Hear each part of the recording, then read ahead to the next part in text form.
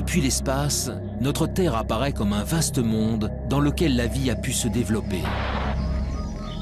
Aujourd'hui, sur la planète bleue, les océans et les continents sont peuplés par des millions d'espèces de plantes, d'animaux, de virus ou de bactéries, et par plus de 7 milliards d'êtres humains.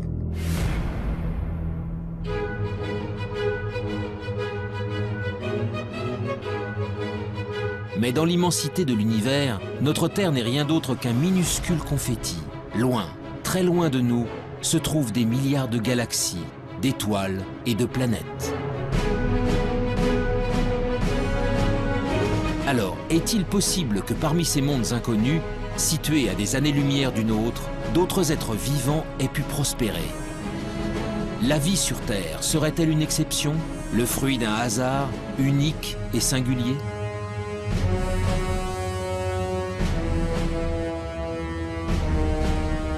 Depuis des décennies, astronomes et biologistes scrutent le ciel à la recherche du moindre signe de vie extraterrestre. Ils pointent leurs télescopes vers les confins de l'espace pour détecter des planètes sœurs de la Terre où des formes de vie auraient pu se développer.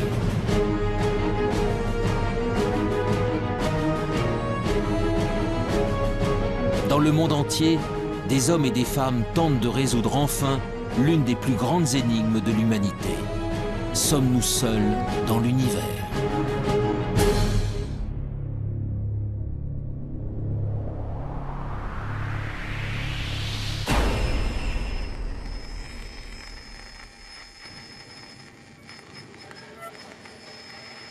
L'existence de la vie ailleurs que sur la Terre alimente depuis longtemps les mythes et les légendes.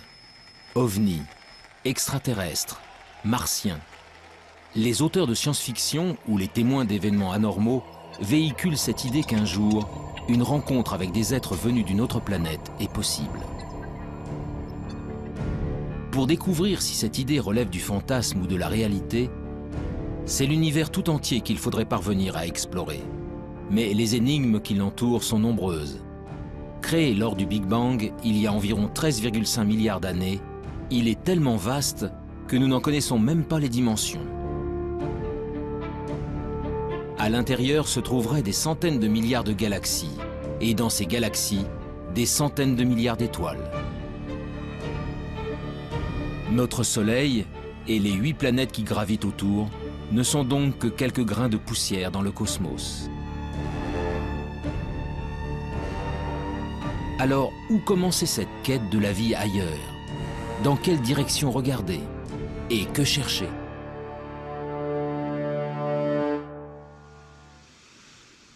Il y a 50 ans, un ambitieux programme de recherche a tenté le premier de répondre à ces questions.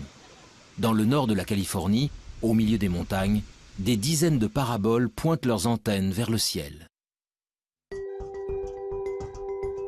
Elles sont le cœur du programme SETI, pour Search for Extraterrestrial Intelligence. Depuis 1960, elles captent 7 jours sur 7 et 24 heures sur 24 les ondes radio en provenance de l'espace. L'objectif, détecter un signal venu d'ailleurs, envoyé par une autre civilisation. Dans l'univers, de nombreux objets célestes produisent des ondes radio. Pour déceler un éventuel message intelligent, les scientifiques tentent donc de capter ceux qui ne ressemblent à rien de connu. Une mission pour le moins ambitieuse, mais dont les chances de succès se révèlent très réduites. Au début, ça a enthousiasmé l'agence spatiale américaine qui a commencé à mettre des télescopes un peu partout. On a Arecibo, puis des champs de télescopes pour essayer de scruter le ciel. Et puis, on s'est aperçu, avec la documentation des connaissances, que c'était vraiment un pari comme la loterie. Tout le monde espère gagner, mais il n'y a qu'un gros lot. Là, on ne sait même pas s'il y a un gros lot. Les recherches menées par le programme SETI ont en effet une limite de taille. L'hypothèse de départ est que si elle existe, une civilisation intelligente utiliserait des ondes radio pour communiquer. Or, pour de nombreux scientifiques, cette probabilité est extrêmement faible. Et même si c'était le cas, les chances de percevoir de telles ondes émises à des milliers d'années-lumière de nous sont infimes. l'utilisation des ondes radio pour communiquer est quelque chose qui, sur Terre, a à peine un siècle, qui va peut-être durer encore un petit siècle, quelque chose comme ça. Après, on trouvera d'autres systèmes, ça sera câblé, etc. Donc, on n'émettra pas grand-chose autour de soi. Deuxièmement, la puissance d'émission est limitante, puisque, bon, même si on émet beaucoup sur Terre, la puissance émise et rayonnée autour est infinitésimale. Et elle s'affaiblit par rapport progressivement avec la distance. Ce qui fait que pour capter quelque chose, il faut d'abord qu'il y ait quelque chose qui soit émis. Personne, bien entendu, ne sait. Il faut que ce soit émis assez fort, au bon moment, parce qu'autrement on risque de passer à côté. Et il faut qu'on ait des instruments extrêmement sensibles pour être capable de détecter cette émission. Malgré ses limites, le pari du projet SETI fait aujourd'hui encore l'objet de nombreux espoirs. Mais tandis que certains attendent patiemment de recevoir un signal émis par une civilisation intelligente, d'autres spécialistes se sont engagés dans une quête bien différente. Celle de la vie sous toutes ses formes possibles. Sur Terre, elle revêt une multitude de formes, des êtres complexes dotés d'intelligence jusqu'aux végétaux et aux bactéries les plus primitives. Alors, si la vie est apparue ailleurs dans l'univers, à quoi pourrait-elle ressembler? Pour le savoir, il faut d'abord définir précisément ce qu'est le vivant, et surtout connaître en détail les ingrédients essentiels à son apparition. Mais on a beaucoup de mal à définir la vie. Et généralement, on ne sait pas définir de façon extrêmement stricte la vie. Je prends un exemple simple. Un grain de sable, c'est pas vivant, ça tout le monde est à peu près d'accord pour le dire, comme un gros caillou. Bon. Nous, on est vivants, on est tous à peu près d'accord pour le dire. Un virus, on ne sait pas trop si c'est vivant ou pas. On ne sait pas où mettre la définition. Donc on a un problème de limite. Le principe de base de tout être vivant est sa capacité à se diviser, à croître et à transmettre de l'information à sa descendance pour évoluer. Pour chercher si la vie a pu se développer sur une autre planète, des chercheurs tentent de découvrir comment elle y est parvenue chez nous, sur la Terre. Leur objectif ? Remonter au premier temps de l'histoire de notre planète pour connaître les formes de vie les plus simples qui peuvent exister. Des formes de vie qui pourraient être à l'origine de toutes les autres.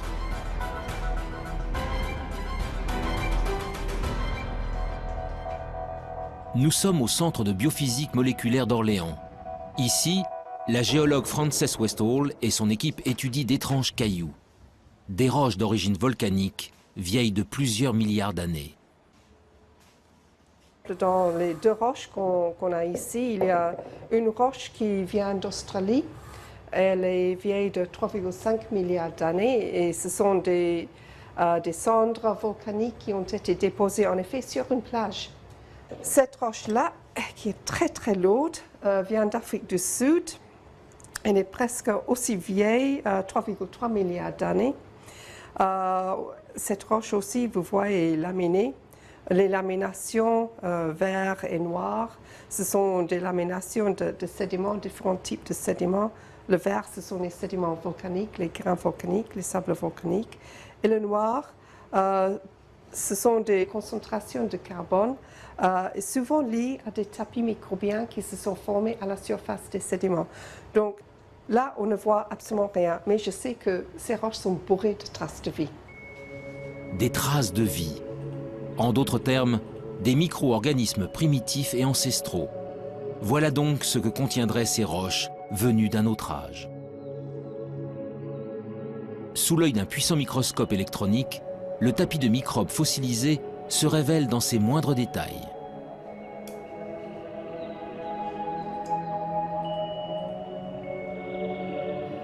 Oui, ici on voit tous les filaments qui ont formé la surface de ce tapis. Tous les filaments sont en orientation, comme ça. Comme si elles ont été entraînées dans un flux d'eau. Il s'est formé sur la plage, dans une petite ruisseau qui sortait d'une source hydrothermale. Et en effet, c'est l'écoulement de ces fluides riches en silice de la source hydrothermale qui a tué le tapis et l'a fossilisé. C'est le plus vieux tapis microbien vraiment bien préservé en 3 dimensions. Il n'existe pas un autre exemplaire au monde pour le moment. Ces bactéries filamenteuses de quelques micromètres de long sont donc les êtres vivants les plus primitifs jamais découverts. Des organismes simples, à partir desquels ont peut-être évolué les millions d'espèces qui peuplent aujourd'hui la Terre. Ailleurs dans l'univers, c'est aussi à ça que pourrait ressembler la vie. Mais pour espérer la découvrir, il faut répondre à une autre question essentielle. Comment ces microbes sont-ils apparus il y a 3,5 milliards d'années? En d'autres termes, comment, sur Terre, sommes-nous passés de matériaux inertes à des êtres animés d'un souffle de vie? On n'a pas les réponses sur Terre. Et je ne suis pas sûr qu'on puisse la trouver un jour sur Terre. Bien sûr, on la cherche. On cherche surtout à dire, est-ce qu'on a des chances de la trouver? Par des expériences de chimie de laboratoire ou par de la géologie en allant plus loin. Mais là, il y a un trou.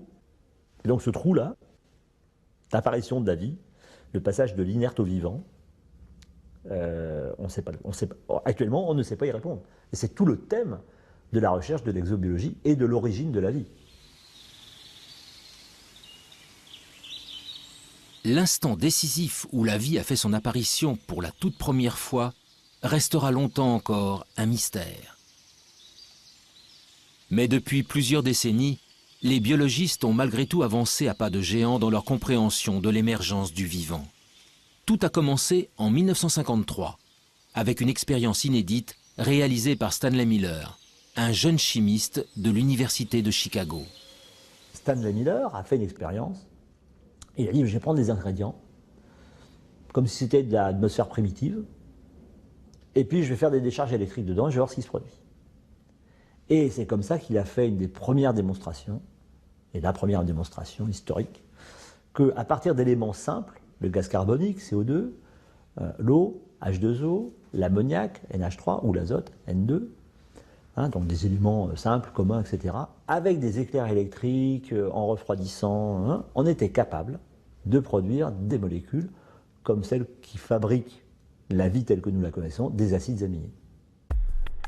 Les acides aminés sont considérés comme les briques du vivant, des éléments primordiaux à la base de chaque organisme, du plus simple au plus complexe.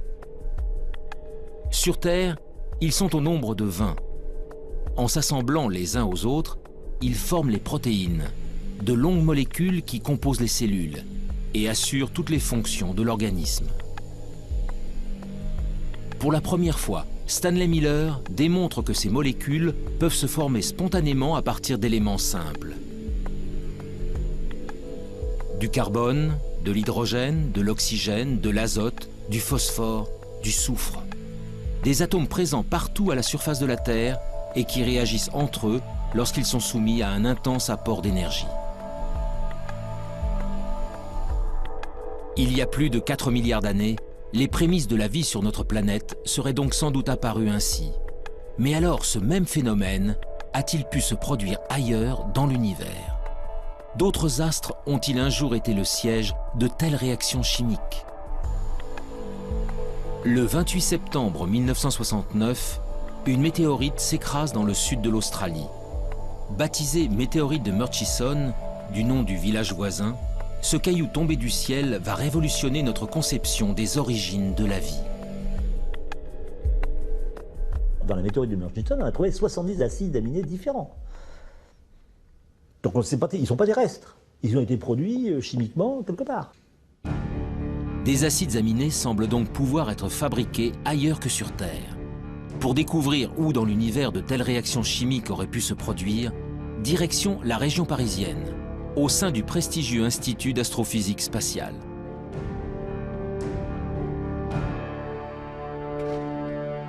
Ici, Louis Dandecourt et son équipe s'intéressent depuis de longues années à des corps célestes bien particuliers, les comètes. En ce qui concerne les comètes, eh bien disons, ce sont au moment de la formation des planètes, tout ne s'est pas formé en planètes, il est resté énormément de micro-planètes qui ne se sont pas complètement formées, qui se sont agrégées. Donc tous les grains qui sont des grains souvent de matière minérale, des grains de sable à la limite, se sont recouverts d'eau sous forme de glace, bien entendu, hein, c'est pas de l'eau liquide, et ces objets, quand ils se rapprochent près du Soleil, la glace fond, elle pousse les poussières qui se sont agglomérées au départ, et c'est ces poussières qui font qu'on voit une très belle queue sur les comètes. Ces agrégats de roches venus du fond des âges, Louis d'Andecourt tente d'en reproduire la structure dans son laboratoire. Son objectif ? Savoir si, au cœur des astres glacés se cachent, comme sur certaines météorites, les briques essentielles à l'apparition de la vie. À l'intérieur de cette petite enceinte sous vide, le chercheur injecte un mélange de gaz identique à ceux présents sur les comètes. De la vapeur d'eau, du méthanol, de l'ammoniac, du monoxyde de carbone. Puis il fait descendre le thermomètre jusqu'à -196 degrés, soit précisément la température régnant dans le vide intersidéral, aux confins de notre système solaire. C'est ainsi qu'il reconstitue artificiellement de la glace cométaire. Pendant 2 semaines, le mélange est bombardé par des rayons UV. Un rayonnement puissant qui équivaut à l'intensité émise par la lumière des étoiles pendant 1 million d'années.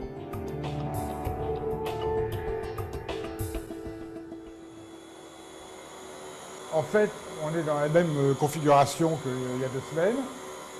On a arrêté la lampe qui produit les photons et on est prêt maintenant à sortir l'échantillon qui se trouve toujours dans le cryostat.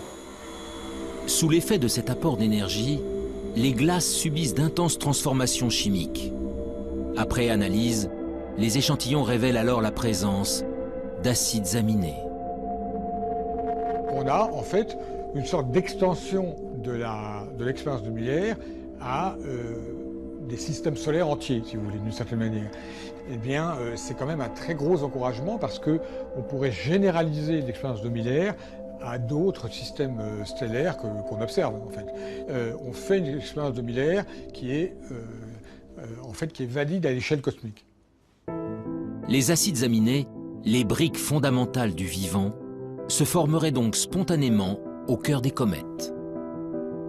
Il y a bien longtemps, c'est peut-être même grâce à ces corps célestes que les premiers d'entre eux sont arrivés sur notre planète. Selon certains spécialistes, la vie sur Terre pourrait ainsi avoir une origine extraterrestre, une origine cométaire. Cette découverte est un grand pas dans la recherche de la vie ailleurs, car si les comètes ont pu ensemencer la Terre, elles ont peut-être également apporté des acides aminés sur d'autres planètes.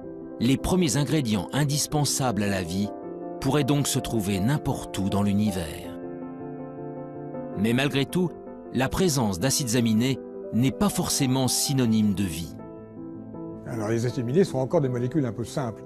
Et quand vous prenez les acides aminés et que vous les raboutez bout à bout, si vous en mettez plusieurs centaines, vous commencez à avoir des petites protéines.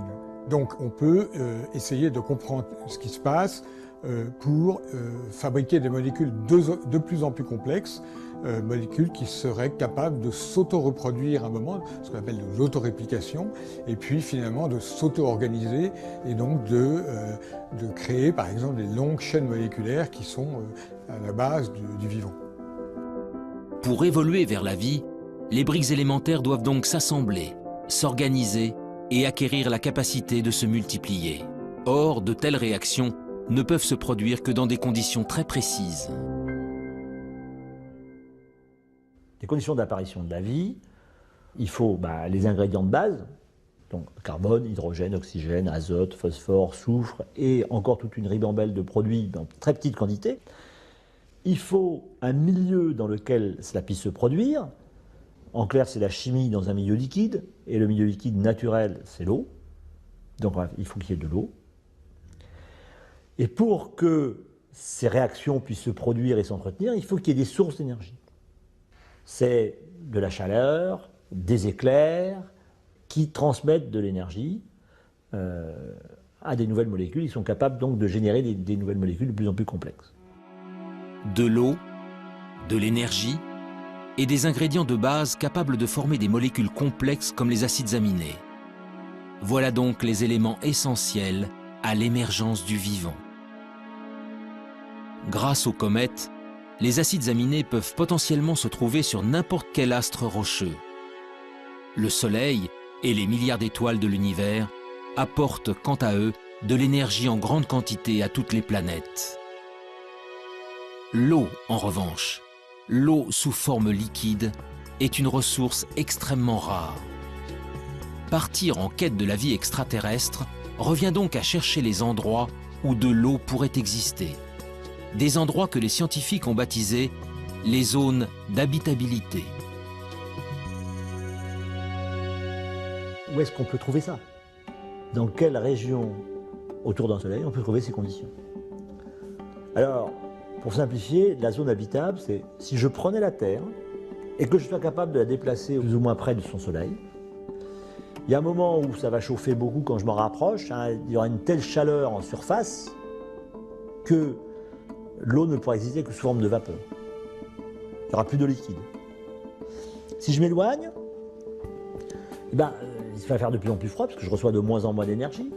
Toute l'eau va se condenser, va devenir glacée. Donc je sortirai de la zone habitable. Donc ça me définit une zone habitable. Pour que de l'eau liquide subsiste à la surface d'une planète, celle-ci doit donc se trouver à la bonne distance de son étoile, ni trop loin, ni trop près. Dans notre système solaire, seule la Terre se trouve au cœur de la zone d'habitabilité. Mais pour de nombreux spécialistes, l'une de nos voisines pourrait, elle aussi, avoir abrité de l'eau dans le passé. Il s'agit de la planète Mars.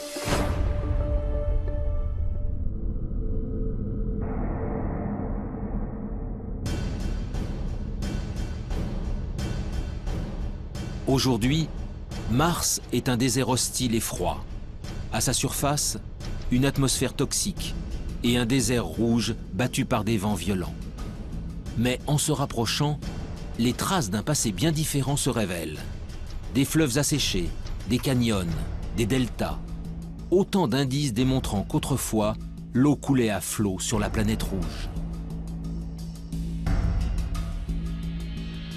Mars est en réalité à l'extrême limite de la zone habitable de notre Soleil. Il y a plusieurs centaines de millions d'années, elle était ainsi recouverte d'un vaste océan. Alors, cette eau aurait-elle permis à une vie extraterrestre de s'y développer?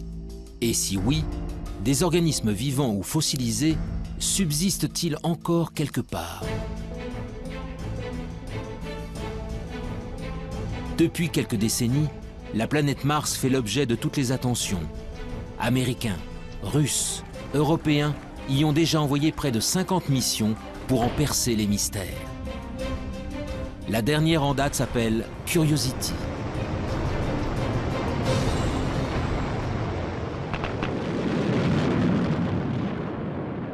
Curiosity, donc c'est un véhicule important, 900 kg, une bonne quinzaine d'instruments dessus pour faire des observations, des analyses, des mesures de climat, etc. Donc c'est un engin extrêmement complexe. L'objectif premier de Curiosity, c'est de déterminer les conditions qui ont pu exister lorsque le cratère dans lequel il est tombé a été formé, et depuis qu'il a été formé. Donc c'est un peu déterminer les conditions d'habitabilité. Est-ce que la planète a connu une période humide? Est-ce qu'elle a duré assez longtemps? Et qu'est-ce que ça a produit au niveau de la géologie?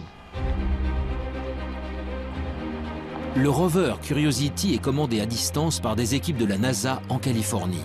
Mais en France, toutes les nuits, des scientifiques travaillent en temps réel avec leurs homologues américains. Nous sommes au Centre national d'études spatiales de Toulouse. Éric Lorigny est le responsable du FIMOC, le French Instrument Mars Operation Center. Dans la salle de contrôle, vaste cœur opérationnel, il dirige avec son équipe le fonctionnement de 2 instruments embarqués sur Curiosity. Leurs noms, SAM et ChemCam.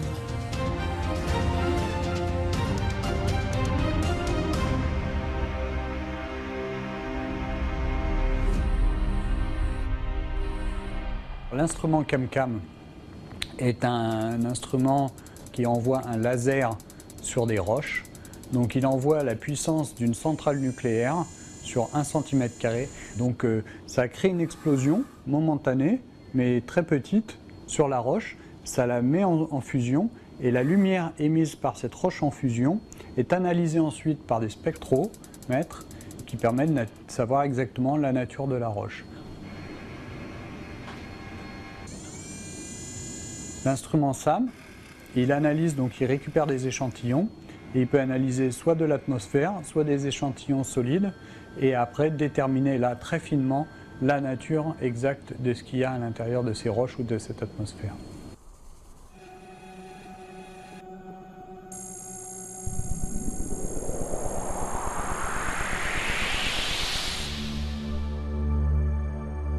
Avec ses mini-laboratoires embarqués, Curiosity est parti en quête de signatures de la vie.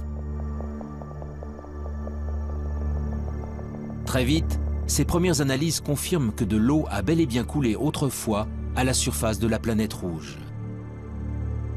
Mais pour naître et pour se développer, la vie a besoin de millions d'années. Alors, le précieux liquide est-il resté suffisamment longtemps? Pour le savoir, Curiosity a déployé son bras robotisé pour creuser le sol martien. Nous avons fait 2 forages à l'intérieur de la planète Mars. Donc ce sont des trous de 6 cm à peu près de profondeur et qui font le diamètre d'une pièce de 1 centime. Voilà.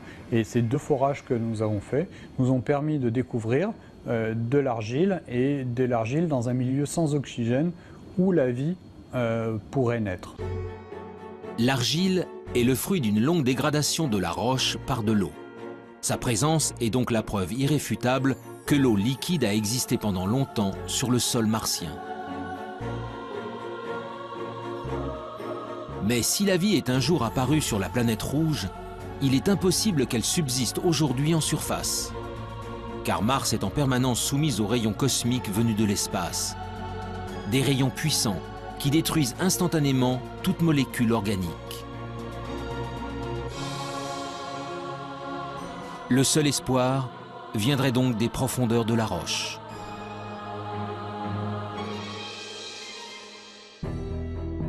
Le 8 février 2013, à quelques centimètres sous la surface, Curiosity a mis en évidence la présence d'un monde plus hospitalier. Des roches gris-vert, non oxydées, bien à l'abri des rayonnements nocifs. Pour l'heure, le rover n'y a décelé aucune trace de vie, ni même d'acides aminés. Mais ces premiers indices ont encouragé les scientifiques à poursuivre leur quête. Bientôt, un nouveau robot encore plus performant prendra la relève de Curiosity. Son nom, ExoMars. Développé par l'Agence spatiale européenne, son lancement en direction de Mars est prévu pour 2018. Mais cela fait déjà 10 ans que les chercheurs du Centre d'études spatiales de Toulouse travaillent à la fabrication de ce rover à la pointe de la technologie. Le planétologue Pierre-William Bousquet est à la tête des opérations. On considère que la vie, si elle existe encore dans le sous-sol, doit être au moins enfouie à 1 mètre, 1,50 mètre. Donc Curiosity, sa foreuse ne permet pas d'aller aussi profondément. Et de ce point de vue-là, il faudra attendre la mission ExoMars, qui est équipée d'une foreuse qui sera capable de creuser jusqu'à 2 mètres de profondeur pour trouver des formes de vie fossiles qui seraient mieux conservées et éventuellement trouver des formes de vie au présent s'il en existe encore. Cette foreuse permettra à ExoMars d'effectuer des prélèvements réguliers à une profondeur jamais atteinte. Grâce à une batterie d'instruments embarqués, il analysera ensuite les échantillons, en quête du moindre indice de vie actuel ou fossilisé. En attendant que la planète rouge ne livre tous ses secrets, la recherche de la vie extraterrestre continue ailleurs dans le système solaire.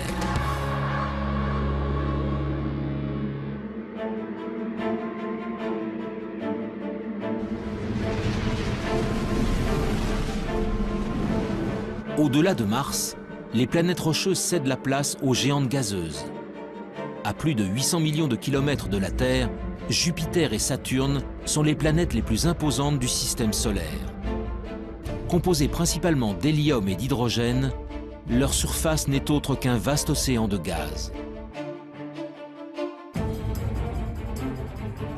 Autour d'elle gravitent de très nombreux satellites naturels, des astres rocheux qui attirent l'attention des exobiologistes depuis de longues années. Nous sommes au laboratoire de planétologie et géodynamique de Nantes. Ici, depuis plus de 10 ans, le planétologue Olivier Grasset et son équipe tentent de percer les secrets des satellites des géantes gazeuses. Pendant longtemps, c'est-à-dire avant les missions Voyager, on a toujours considéré que l'environnement externe, c'est-à-dire le monde au-delà de Jupiter, est un environnement très froid, ce qui est vrai. Et très froid, c'est vraiment très froid, c'est-à-dire qu'à Jupiter, il fait à peu près moins 120 degrés Celsius, et au niveau de Saturne, on est plutôt aux alentours de moins 150, presque jusqu'à moins 180, enfin bon, ça commence à être vraiment très très froid. Et il est bien entendu que l'eau n'existe pas sous forme liquide. À la surface des lunes, au niveau des planètes, il n'y a pas d'eau liquide disponible comme on l'imagine sur Terre. Mais ce qui est vrai en surface n'est pas vrai en profondeur. Loin, bien loin du Soleil, les satellites des géantes gazeuses sont pour la plupart recouverts d'une épaisse couche de glace. Mais en 1979, la sonde Voyager 1 découvre Europe, la 6e lune de Jupiter. Les clichés révèlent alors une surface extrêmement lisse, la plus lisse de tout le système solaire, parcourue par de mystérieuses lignes sombres. 15 ans plus tard, la mission américaine Galileo livre des photos en haute résolution et vient approfondir ses observations. Une façon assez simple de l'expliquer, c'est quand on a des poches liquides en dessous. C'est beaucoup plus difficile à expliquer si on n'a que du solide en dessous. Il y a aussi des très grandes fractures, plusieurs milliers de kilomètres à la surface. Et ces fractures, en fait, on a pu voir qu'elles n'étaient pas faites de glace pure, mais qu'elles étaient faites avec un mélange de glace et de sel. Donc ça, c'est évidemment quelque chose qui très rapidement nous a fait penser, en dessous, il y a peut-être un océan liquide avec des sels, un océan salé. Parce que si à un moment je casse la croûte, l'océan salé remonte et puis ce qui va me rester, c'est cette signature de sel le long des lignes. En 1997, la mission Cassini s'envole à son tour pour explorer le système de Saturne. Et là encore, une lune au comportement exceptionnel va mettre en émoi la communauté scientifique. Son nom, Encelade. Jusqu'à la mission Cassini, Encelade est une lune parmi tant d'autres. Jusqu'au jour où Cassini survole la Lune et se rend compte qu'il y a un geyser, alors là un geyser géant, qui existe au niveau du pôle sud et qui évacue en permanence de l'eau liquide dans l'espace. Et Cassini est passé au travers de ce geyser et a démontré que c'était bien de l'eau, enfin qu'il y avait d'autres constituants, mais principalement de l'eau, ce qui nous a permis d'affirmer qu'il y avait une poche liquide sous la glace au niveau du pôle sud. Encelade, tout comme Europe, mais aussi d'autres lunes appelées Callisto et Ganymède, posséderaient donc de profonds océans.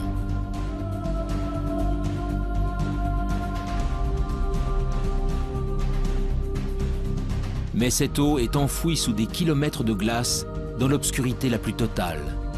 Dès lors, peut-elle malgré tout héberger des êtres vivants? Sans aucun apport de lumière, la vie est-elle capable de subsister?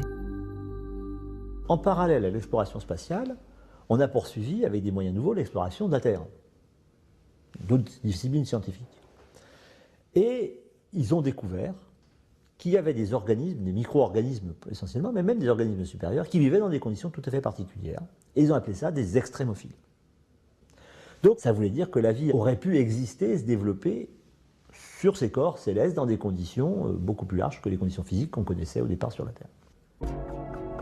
Pour les spécialistes, ces organismes ultra résistants seraient donc capables de survivre dans les océans enfouis des satellites glacés.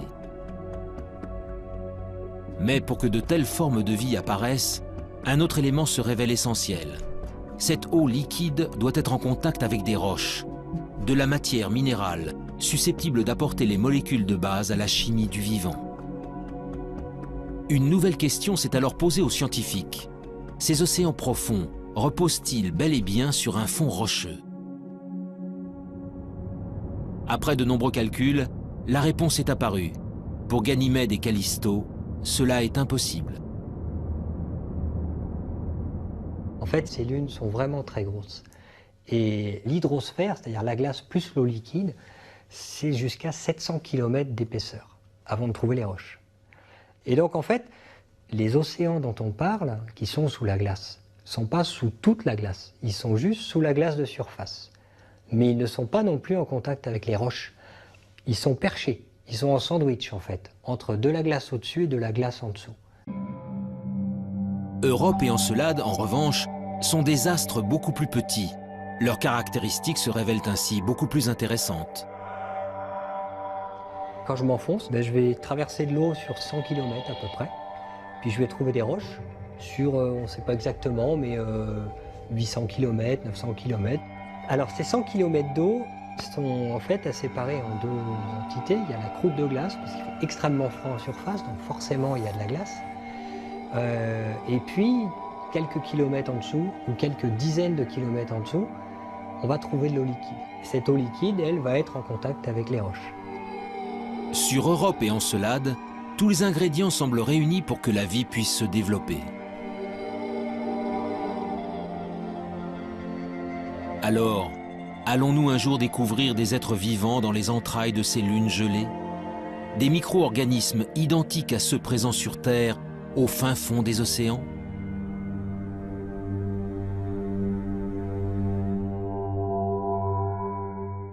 Alors les exobiologistes, il y en a déjà qui sont prêts à aller creuser un trou et à lancer la pêche à la ligne ou au filet pour ramasser une sirène. Hein. Ça, bon.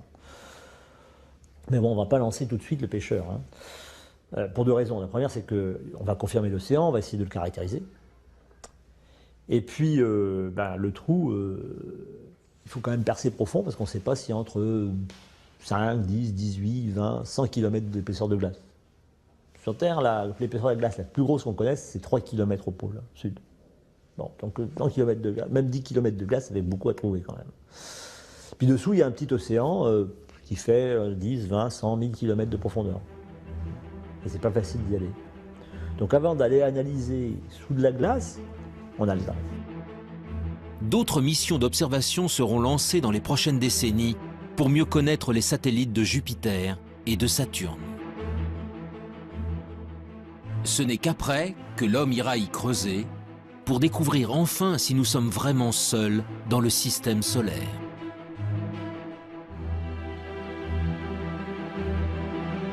Mais la quête de la vie ailleurs ne s'arrête pas aux astres tournant autour du Soleil.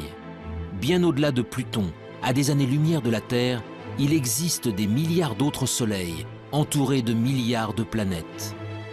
Parmi elles, il existe peut-être une sœur jumelle de la Terre, une planète rocheuse située exactement à la bonne distance de son étoile. Un monde habitable où des êtres vivants pourraient prospérer. Mais comment le savoir? Par quels moyens peut-on détecter des astres aussi lointains? Ce que l'on appelle des exoplanètes. Les exoplanètes, on ne va pas aller les visiter. Hein. Elles sont à peu près la plus proche des exoplanètes, elle est au moins à 4 ou 5 années-lumière. Donc avec les systèmes actuels, pour y aller, c'est entre 500 et 5000 ans. Bon. Donc au-delà, même ça, c'est pas envisageable. Une mission en 400 ans, c'est pas prévoir actuellement. Dans les budgets, c'est pas prévu. Donc on n'arrive pas à le faire. Donc on ne pourra que les observer.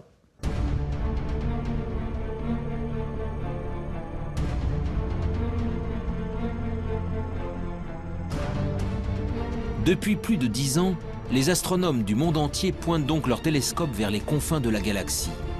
La traque des exoplanètes est aujourd'hui l'un des domaines majeurs de l'exobiologie.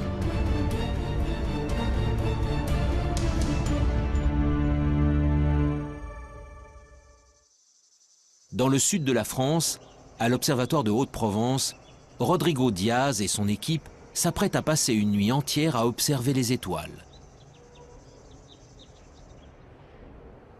Donc là, on vient de commencer à observer une étoile sur laquelle on soupçonne qu'il y a des compagnons planétaires. C'est une étoile assez proche, qui a à peine 25 années-lumière de la Terre. La recherche d'exoplanètes est un travail de longue haleine. À de telles distances, noyées dans le halo de lumière émis par leur étoile, elles sont en effet parfaitement invisibles. Elles ne peuvent donc être détectées que de manière indirecte. Avec leur télescope, les scientifiques tentent en fait de percevoir les infimes oscillations d'une étoile générées par la présence d'une planète en orbite. Entonces, la presencia de un objeto en órbita La présence d'une planète en orbite provoque un mouvement de l'étoile. Et c'est ce mouvement que nous essayons de détecter avec ces instruments. Cela nous permet de prouver la présence d'une planète en orbite.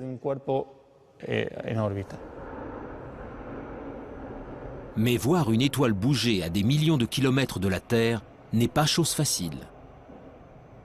Pour y parvenir, les chercheurs utilisent une méthode bien particulière, baptisée technique des vitesses radiales.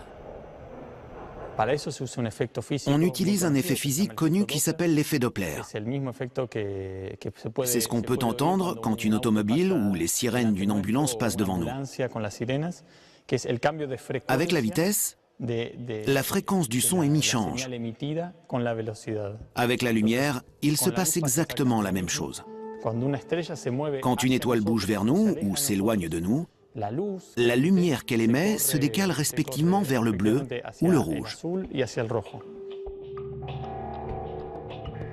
Au fil des jours, une étoile entourée d'une exoplanète va donc successivement apparaître bleue, puis rouge, sur les écrans d'ordinateur.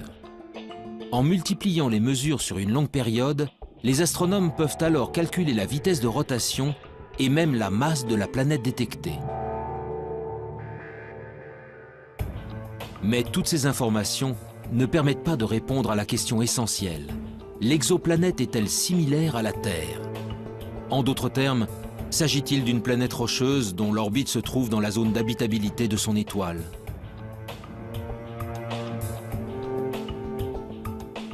Pour le savoir, il faut recourir à une autre méthode d'observation et s'extraire de l'atmosphère terrestre qui trouble la vision. En 2006, l'Agence spatiale européenne a ainsi lancé un nouveau satellite, son nom COROT. Quelques années plus tard, il fut suivi par un autre appareil mis au point par la NASA et baptisé Kepler. Ces deux engins à la pointe de la technologie sont de véritables chasseurs d'exoplanètes. Les yeux rivés vers l'espace, ils scrutent simultanément des dizaines de milliers d'étoiles. Leur objectif, détecter la survenue de mini-éclipses. Des éclipses causées par le passage d'une planète juste devant son étoile, que les scientifiques appellent des transits.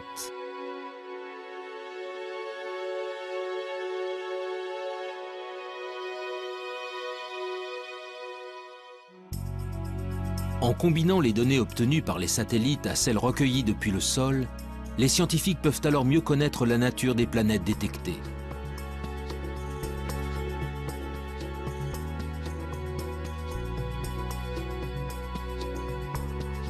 Et après seulement 20 années de recherche à l'échelle internationale, la moisson se révèle spectaculaire.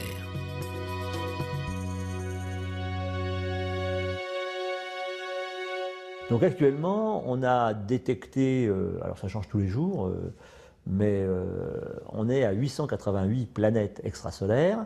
Et puis, je pense que dans les cartons de COROT, il y a encore 400 planètes qui doivent être à peu près déterminées. On soupçonne qu'elles existent, mais elles ne sont pas formellement démontrées. Et pour Kepler, on doit être autour de 1500 planètes dont on attend de pouvoir confirmer, parce qu'il faut différentes méthodes pour confirmer. La plupart sont des planètes gazeuses qui font 3, 4, 5, 10 fois la masse de Jupiter. Jupiter, c'est 300 fois la masse de la Terre. Donc. Par la méthode des transits et par d'autres méthodes, on a réussi à détecter des planètes qui font à peu près 10 fois la masse terrestre. Donc on a découvert des planètes qui étaient telluriques, rocheuses. Parmi la multitude d'astres décelés, une douzaine de planètes rocheuses suscitent un intérêt tout particulier.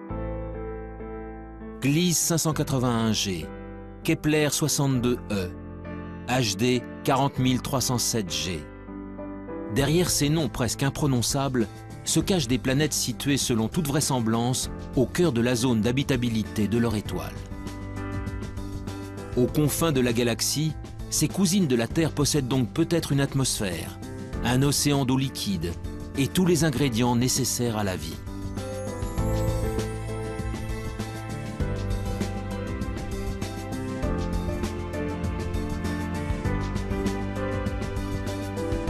Mais dans sa quête d'autres mondes, l'homme se trouve sans cesse confronté à l'immensité de l'espace. En effet, comment savoir si l'une d'elles héberge effectivement des êtres vivants? Comment détecter une forme de vie à sa surface, à des dizaines d'années-lumière de distance? Ces questions trouveront peut-être un jour des réponses grâce à une nouvelle génération d'instruments.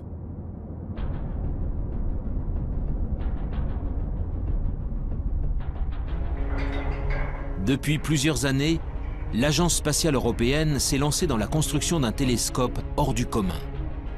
Son nom, l'EELT, pour European Extremely Large Telescope.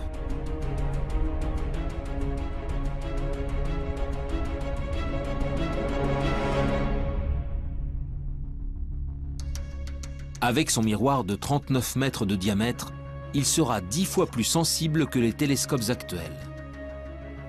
Sa mise en service n'est pas prévue avant 2020.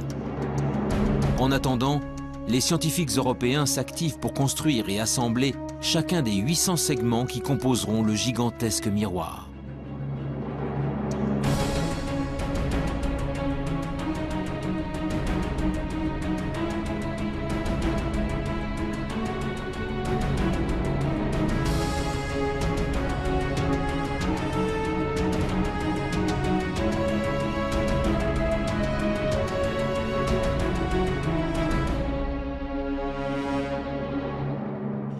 À Marseille, Jean-Gabriel Cuby est le responsable scientifique des opérations pour la partie française. Ce que l'on vise avec l'EELT, c'est réellement de faire une image directe de la planète et donc de la séparer de son étoile. Bien évidemment, l'étoile autour de laquelle la planète gravite est des millions ou des milliards de fois plus lumineuse que la planète. Et donc, la difficulté de la technique consiste à isoler le mieux possible la lumière qui vient de l'étoile de manière à pouvoir distinguer la planète. Donc c'est ce qu'on appelle l'imagerie directe. La quête ultime est d'arriver un jour à réaliser des images de planètes relativement semblables à la Terre, en tout cas de même taille, et on espère également pouvoir donc caractériser les atmosphères de ces planètes. Dans sa chasse aux planètes sœurs de la Terre, l'EELT sera appuyé par un autre projet tout aussi ambitieux, le James Webb Space Telescope, développé par la NASA. Lui ne scrutera pas le ciel depuis le sol, mais depuis les confins du système solaire, à 1,5 million de kilomètres de la Terre.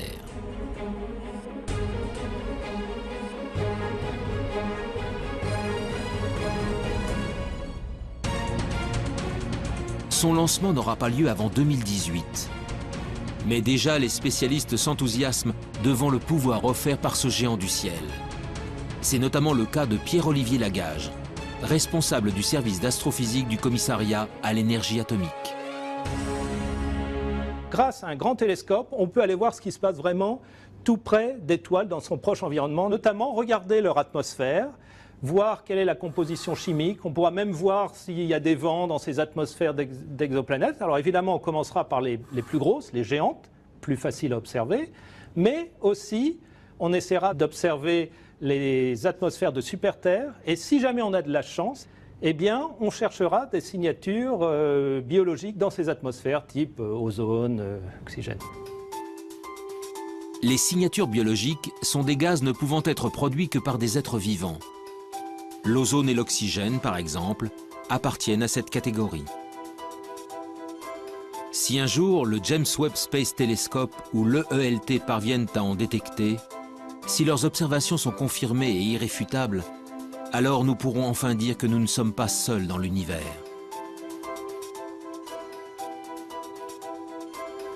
Mon intime conviction est que la vie, il n'y a pas de raison qu'elle n'existe pas ou qu'elle n'ait pas existé ailleurs. Les mêmes ingrédients existent partout, on trouve des acides aminés, des molécules dans les nuages interstellaires partout, etc. Donc il n'y a pas de raison, il y a des planètes dans tous les coins de la galaxie, il y a des milliards de galaxies, il n'y a pas de raison qu'elle n'existe pas quelque part. Je crois qu'il y a beaucoup de possibilités et qu'une réponse au moins préliminaire à cette question, à la question de savoir si nous sommes seuls dans l'univers, peut être donnée dans un temps relativement court, c'est-à-dire 20 ou 30 ans. Des problèmes majeurs sur lesquels on va tomber dans les 20 prochaines années, après la science évoluera d'elle-même, je veux dire, mais c'est quand même la possibilité de reconnaître de la vie. Et ça, c'est vraiment très difficile, parce que rien ne dit qu'on soit capable de reconnaître une vie qui soit trop différente de la nôtre. Après, bon, si on trouve des êtres communicants, ça sera une autre histoire, évidemment. Mais je ne pense pas qu'on les trouvera, ceux-là. Si on les trouve, c'est qu'ils seront venus à nous. Ils seraient venus à nous. Après des décennies de recherche, la quête de la vie ailleurs est encore loin d'être terminée. Animés par leurs convictions sans faille, les scientifiques continuent de scruter le ciel, encore et encore. Un jour, quelque part dans l'immensité de l'espace, d'autres êtres vivants seront peut-être enfin découverts. Si cela arrive, la Terre, notre Terre, ne serait alors plus un joyau solitaire, mais une planète parmi d'autres abritant la vie dans l'univers.